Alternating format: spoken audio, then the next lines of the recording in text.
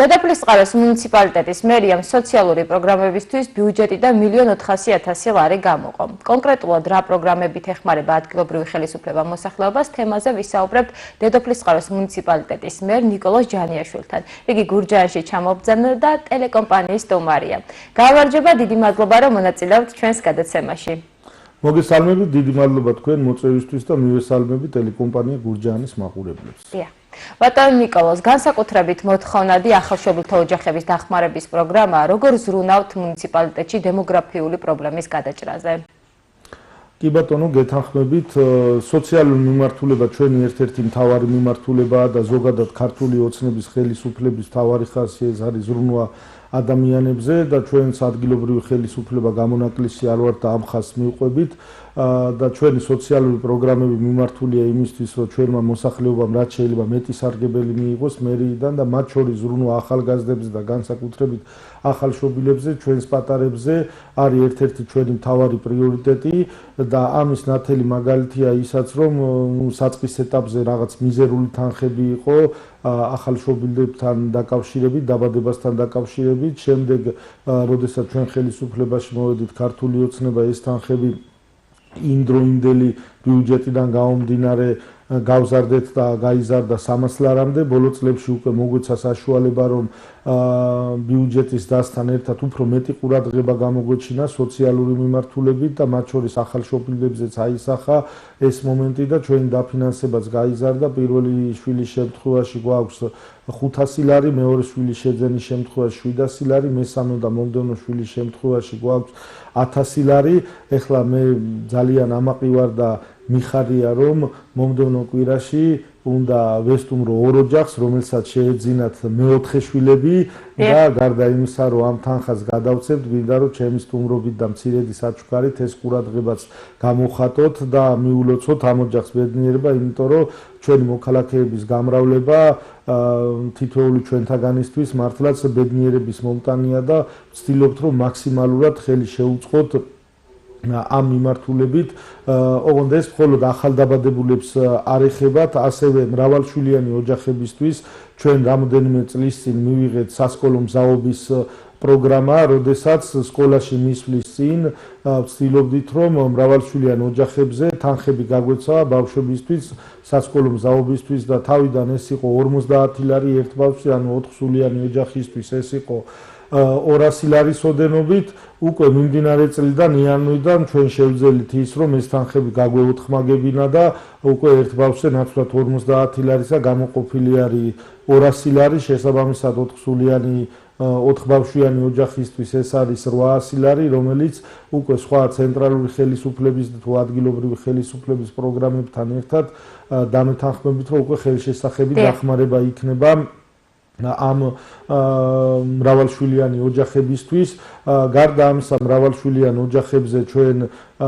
ენერგომატარებლებზეც სხვადასხვა ტიპის შეღავათები და დახმარებები გვაქვს და ზოგადად ვცდილობთ, რომ რაც შეიძლება საზოგადოების ფართო სპექტრი მოვიცვათ ჩვენი დახმარებებით და თითქმის ყოველწლიურად 2-3 ახალი პროგრამა ემატება ჩვენ სოციალურ პაკეტებს. ეს დამოკიდებულია ერთის მხრივ ბიუჯეტის დაზე და ღვთისმადლით ბოლო წლებში ჩვენი ბიუჯეტი მზარდი არის, როგორც მთლიანად მუნიციპალიტეტის ბიუჯეტი, შესაბამისად სოციალური მიმართულების ბიუჯეტის და ასევე რაც თავარია, ჩვენ ძალიან მჭიდრო ურთიერთობა გვაქვს ჩვენს მოსახლეობასთან. შეგვიძლია განვაცხადოთ, რომ მოსახლეობის პულსზე ხელი გვიჭირავს და ის საჭიროებები, ის მოთხოვნები, რაც მოსახლეობაში მოდის მის სხვადასხვა ჯგუფებში, ჩვენ მყისიერად ვახდენთ რეაგირებას და ავსახავთ ხოლმე სოციალურ პროგრამებზე. ამის ნათელი დასტურია ისაც, რომ უკვე მიუხედავად იმისა, რომ ფაქტიურად წლის დასაწყისია, მეოთხე თვეში ვართ, უკვე 4 ახალი დამატებითი პროგრამა განვახორციელეთ, ან არსებულ პროგრამაში ცვლილება შევიტანეთ მიმდინარე წელს და როგორც გითხარით, ახალგაზრდებზე ზრუნვა ჩვენი ერთ-ერთი პრიორიტეტია და ერთ-ერთი მნიშვნელოვანი პროექტით, რომელიც ძალიან კარგად მუშაობს და ძალიან გვეამაყება, ეს არის ჩვენი ნიჭიერი სტუდენტების ხელშეწყობა. შარშან პირველად ჩვენ დავაწესეთ მერიის სტიპენდია მაღალი აკადემიური მოსწრების სტუდენტებისთვის და შარშანდელ წელს ესეთი ყავდა 1000 ლარიანი სტიპენდია იყო და მუნიციპალიტეტის მასშტაბით ყავდა 30 სტუდენტი. წელს ჩვენ ეს სტიპენდია გავაორმაგეთ და ნაცვლად 1000 ლარისა გავხადეთ 2000 ლარი და ასევე გავაკეთეთ თვისობრივი ცვლილება, რომ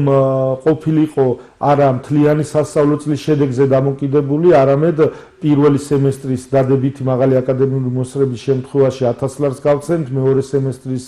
წარმატების შემთხვევაში 1000 ლარს. ეს რას გვაძლევს, რა სხვაობა არის მთლიან წელსა და სემესტრს შორის? სხვაობა არის ის, რომ თქვათ ერთ რომელიმე საგანში მცირე ჩავარდნა რომ ჰქონდეს სტუდენტს მთელი წლის სტიპენდია არ დაკარგოს და პირველი ან მეორე სემესტრის შედეგითაც ისარგებლოს. მე მიხარია რომ ეს ცვლილება შევიდა იანვარში და უკვე თუ შარშა მთელი წლის მანძილზე 30 სტუდენტმა ისარგებლა, გუშინდელი დღის მონაცემებით 45 სტიპენდიან სტუდენტს ჰქონდა უკვე ნასარგებლები, ასევე ესე იგი მაისის ბოლომდე პირველი სემესტრის შედეგების წარმოდგენის დრო არის და მე დიდი იმედი მაქვს რომ ეს 45 სტიპენდიანტი სტუდენტის რაოდენობა კიდევ უფრო გაიზრდება და თუ ვივაურავდებთ იმას რომ ეს წარმატებული სტუდენტები მეორე სემესტრის წარმატებით განაგრძობენ სწავლას ან მათ ვისაც ძალზედ მცირედ დააკლდა სტიმული მიეცემა და მოუმატებენ შედეგებს, ეს ამის ვარაუდის საშუალებას მაძლევს რომ მიმდინარე წლის ბოლოსთვის დაახლოებით 100 სტუდენტი მაინც იქნება მერიის სტიპენდიით მოსარგებლე. აი ამის ბიუჯეტი გექნებათ ბატონო ნიკოლ საინტერესოა. გათვალისწინებული გვაქვს, იმიტომ როგორც გითხარით 1,420,000 ლარი გვაქვს გამოყოფილი მიმდინარე წლის ბიუჯეტი, შარშან ქონდა 1,300,000 ლარამდე, შარშან წინ მილიონი და აი თუ დამთანხმდებით 2 წლის წინანდელს თუ შევადარეთ მილიონიდან 1,420,000 ლარამდე ზრდა 40%-იანის და არის ხომ დამთანხმდებით და მე ბედნიერი ვიქნები თუ იმ მიმართულებებით როგორიც არის სტუდენტების მაღალი აკადემიური მოსწრება და ბევრი წარმატებული სტუდენტი, ბევრი ახლად დაბადებული ბავშვი, მე ბედნიერი ვიქნები თუ წლის ბოლომდე აქ ისეთი მატება გვექნება ახალდაბადებულებშიც და ნიჭიერ სტუდენტებშიც, რომ ბიუჯეტის თანხის ნაკლებობა დადგება დღის წესრიგში, მაგრამ ეს უმალვე მოგვარდება, იმიტომ რომ ჩვენ საკრებულოსთან ერთად შევძლებთ ჩვენი ბიუჯეტი მოგეხსენებათ რომ მზარდი არის და ბოლო წლებია სასშემოსავლო ნაწილში ყოველთვის გადაჭარბება გვაქვს ხოლმე 100%-ზე მეტი ხდება ჩვენი ბიუჯეტის შემცირება. ბედნიერი ვიქნები თუ სოციალური მიმართულებით განსაკუთრებით როგორც გითხარით წარმატებული სტუდენტების სტიპენდიაზე, ახლად დაბადებულ ბავშვებზე თანხის გაცემა, წარმატებულ სპორტსმენებზე თანხების გაცემა, მე ბედნიერი ვიქნები თუ ამ უხლებში მოგვიწევს თანხების დამატება და ამისთვის ჩვენი ბიუჯეტი მზად არის. ასევე როდესაც საუბრობთ ესე იგი გაზრდილ როგორც ბიუჯეტზე, ასევე სოციალურ პროგრამებზე, მე მეამაყება რომ წელს პირველად შევძელით, შემდეგი რა მთელი ჩვენი პროგრამები მიმართული იყო ან ბავშვებზე, ან საპენსიო ასაკის მოსახლეობაზე, ან სოციალურ დაუცველებზე, შეზღუდული შესაძლებლობების პირებზე, მრავალშვილიანებზე, მარტო ხელამშობლებზე და ანუ საზოგადოების მნიშვნელოვან, მაგრამ რაღაცა გარკვეულ სეგმენტზე და ის ადამიანები, რომლებიც არც სოციალურად დაუცველები არიან, არც საპენსიო ასაკის არიან და არც ბავშვები, ანუ 18 წლიდან საპენსიო ასაკამდე საკმაოდ ფართო სპექტრი იყო ჩვენი მოსახლეობის და ანუ ჩვენი სოციალური პაკეტებისგან რაღაც განყენებულად იდგა და წელს ჩვენ შევძელით ის, რომ ამ ხალხს ახალი პროგრამა შემოვიღეთ და მწვავე გადაუდებელი სამედიცინო შემთხვევების დაფინანსებას ამ მოსახლეობისთვისაც ვახდენთ, რაც ძალზედ მნიშვნელოვანია. ასევე ჩვენი სამედიცინო დაფინანსებები, თანადაფინანსებები, კვლევები მიმართული იყო ძვირადღირებული კვლევებისკენ 300 და მეტი ლარიანის და ხშირი შემთხვევები იყო უკვე ყოველდღიურობაში ხვდებოდით, რომ ჩვენი მოქალაქეები მიდიოდნენ ვთქვათ კვლევებზე თუ სხვადასხვა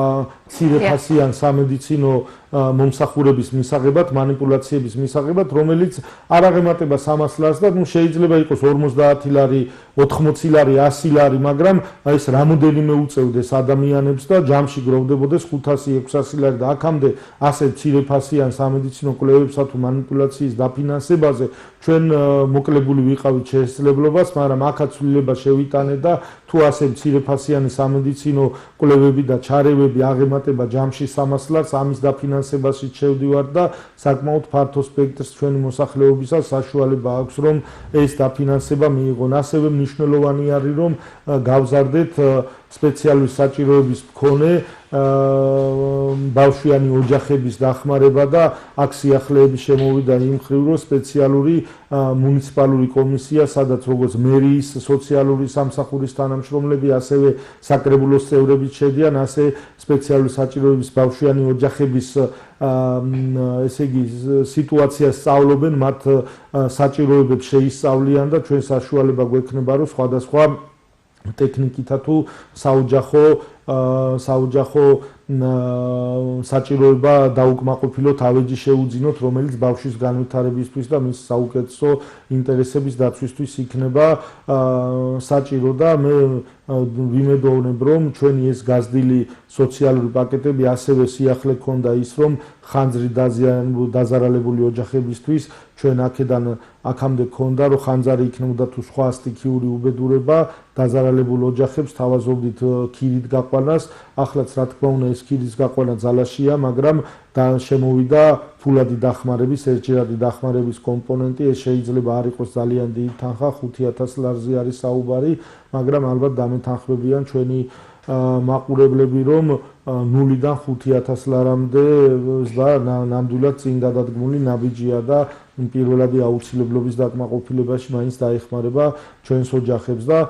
ჩვენი მთლიანი გუნდი, ქართული ოცნების გუნდი, საკრებულოს და მერიასთან ერთად გზად არის, რომ ის საჭიროებები, რომელიც ჩვენი საზოგადოების წინაშე დგას, ჩვენი მხრიდან სწორად იყოს დანახული, აღქმული და შემდეგ უკვე ასე ვთქვათ კონკრეტულ სოციალურ პაკეტებში და სოციალურ მომსახურებაში გადატანილი და მიწოდებული ეს სერვისები ჩვენი საზოგადოების მიმართ და მიამაყება, რომ ზრდა გვაქვს ამ მიმართულებით, როგორც თანხობრივად, ასევე თვითონ პაკეტების რაოდენობის და რაოდენობრივად და ჩვენს მოქალაქეებს საშუალება აქვს, რომ ისარგებლონ ამ ჩვენი შეთავაზებული მომსახურებებით. ეს პროგრამები რო უფრო დაიხვეწოს, გუნდიც გეხმარებათ? რა თქმა უნდა, მე მინდა აღვნიშნო, რომ ჯერ კიდევ უხსოვარი დროიდან ჩვენ წელთაღრიცხვამდე საზოგადოება მივიდა იმ დასკვნამდე, რომ შრომის დანაწილება ეს არის აუცილებელი ბუნებრივი პროცესი და მარტო კაცი ვერაფერს ვერ შეძლებს. მოგეხსენებათ, მიყვარს ჩვენი წინაპრების ბრძნული გამონათქვამები, ნათქვამია მარტო კაცი ჭამაში არ ცოდვაო, შეუძლებელია, რომ მარტო როგორც კინა წარმატებული იყოს ეს მერი იქნება, საკრებულოს თავმჯდომარე იქნება, წევრი იქნება თუ ვინც არ უნდა იყოს, მარტო ვერაფერს ვერ შეძლებს. ეს არის ჩვენი გუნდის ამ შემთხვევაში სოციალურ პაკეტებზე ვსაუბრობ და სოციალურ პროგრამაზე და რა თქმა უნდა აქ ძირითადი წვლილი ჩვენი სოციალური სამსახურის თითოეულ თანამშრომელს მიუძღვის, ჩვენი საკრებულოს წევრებს მიუძღვით, განსაკუთრებით იმ წევრებს, რომლებიც ამ მიმართულებით მუშაობენ, ასევე გარდა მერიის სამსახურისა მაგალითად ძალიან დიდ საქმეს აკეთებს სოციალური მიმართულებით. Აი თუ სწავლობთ ხოლმე ასევე სხვა მუნიციპალიტეტებში რა პროგრამები აქვს და თუ გიცდიათ რომ იქიდანაც აგეღოთ თქვათ რაიმე? რა თქმა უნდა ეს ბუნებრივი პროცესი არის. მოგეხსენებათ რომ ადგილობრივ თვითმმართველობათა ასოციაცია, რომელიც საკმაოდ აქტიურად მუშაობს და თქვენი მონამორჩილი ამ ასოციაციის აღმასრულებელი საბჭოს წევრი გახლავთ. ყოველწლიურად სპეციალურ დაჯილდოებას ახორციელებს ხოლმე საუკეთესო პრაქტიკების დაჯილდოებას და აღნიშნული დაჯილდოება საშუალებას იძლევა რომ მოხდეს გაზიარება თუ რას აკეთებენ სხვა მუნიციპალიტეტები და როგორც მოგახსენეთ ამ ნალას აღმასრულებელი საბჭოს წევრი ვარ და სანამ ასე ვთქვათ გახმაურდება და ოფიციალური დაჯილდოების ნაწილი წავა იქამდე შემუშავების პროცესში აქტიურად თავად ჩართული. მე მიხარია რომ დედოფლისწყაროს მუნიციპალიტეტი წინა წლებში აღნიშნული ჯილდოს მიმღები იყო, რაც სტიმულს გვაძლევს, რომ რაც შეიძლება კარგი, ინოვაციური და საზოგადოებაზე მორგებული სხვადასხვა პრაქტიკები დავგეგმოთ, დავნერგოთ, ეს მხოლოდ სოციალურ მიმართულებას არ ეხება და შემდეგ ამით თავი მოვიწონოთ როგორც ჩვენი საზოგადოების წინაშე, ასევე ჩვენი კოლეგების და სხვა მუნიციპალიტეტების წინაშე და საერთოდ პრაქტიკის გამოყენება და კარგი მაგალითების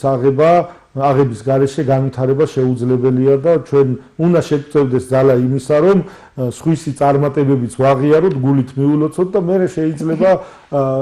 მათი გამოცდილების გაზიარება არც კოპირებით არაფერი დაშავდება, მაგრამ ჭკვიანი ადამიანი სხვისი გამოცდილების ბრმა კოპირებას არ გააკეთებს და თავისი მუნიციპალიტეტის სპეციფიკის გათვალისწინებით შეუძლია უფრო კარგი პროდუქტის შექმნა და მე მგონი ესეთ რაღაცეებს ვახერხებთ ხოლმე და ეს ასე რო არ იყოს ჩვენი საზოგადოების გვერდში დგომა, რომელთაც დედოფლის წყარო გამოირჩევა,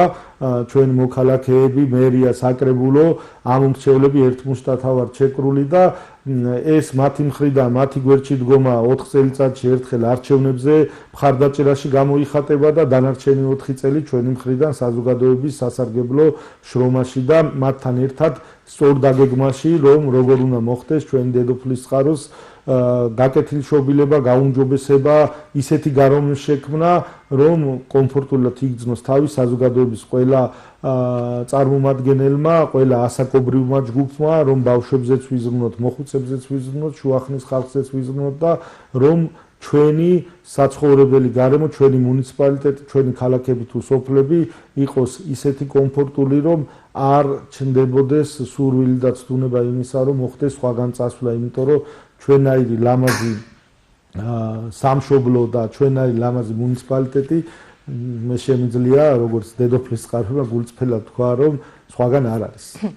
დიდი მადლობა ასეთი ამომწურავი ინფორმაციისთვის. მადლობა რომ ჩამოვძანდით დედოფლის წყაროდან და იყავით ტელეკომპანია გურჯაანის სტუმარი. წარმატებას გისურვებთ. გაიხარეთ.